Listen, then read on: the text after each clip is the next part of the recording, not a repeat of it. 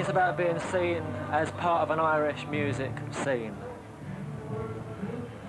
Well, I don't really mind. I mean, some of the bands are Irish, some people aren't.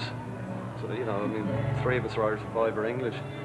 I mean, Nancy Griffith's American, and she seems to be part of this Irish scene, so it's a bit spurious, to be honest, and it doesn't really... Enabled you to take, I mean, usually there's not many bands that have a really traditional feel to their music that have been able to break the confines of just playing to their own audience.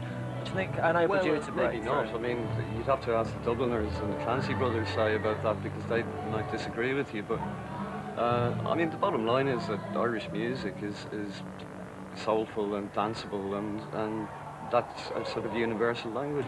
I've been, I say, rightly or wrongly, I've got quite a controversial image or perception of them because of statements in the past, and even some I know that the last one of the videos with the Siam was controversial in itself. We were unable to play it.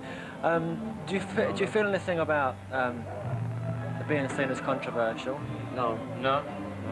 It's quite surprised us when things that we're supposedly done are controversial. I think the video you're talking about is Fiesta, which was banned because it had a bullfighting scene at the end. There's things like that that you really don't realise it until it happens, you know.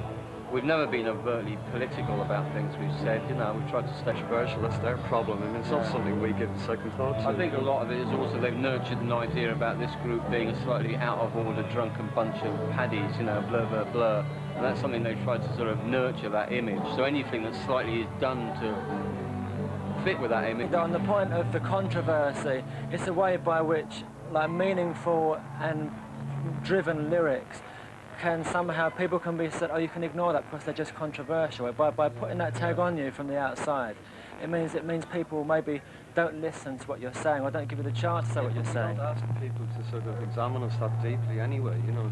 So why should we ask them to ignore the qualities in it as much as they're free to find out the qualities? Yeah. And it's not up to us to say that, you know. Yeah, we present it, and you know, in time they'll listen to some of Shane's lyrics a bit more closely, you know, realise that he isn't just another drunken paddy, you know, or whatever they're trying to say. And it's more important that somebody gets affected by, say, a song like Fairy Tale of New York than that they think whether or not we're the archetypal drunken paddy or whether we're controversial. As long as people are affected by what we do, well, then we've achieved what we set out to do. You know? Just to touch on another matter, do you find there are any problems for yourselves in having a frontman like Shane that attracts so much media attention, sometimes for the wrong reasons?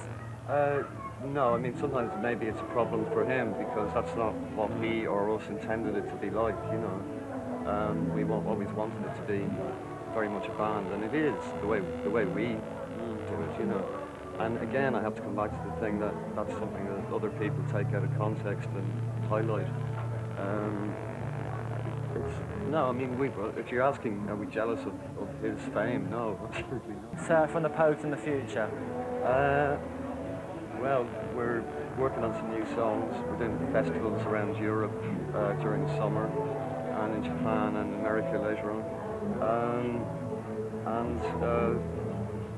We should have a new single out when? Late summer, yeah. Back on the merry-go-round again, you know. And then we're going to put out a compilation album later in the year. Fred Astaire, Ginger Rogers, La Febbre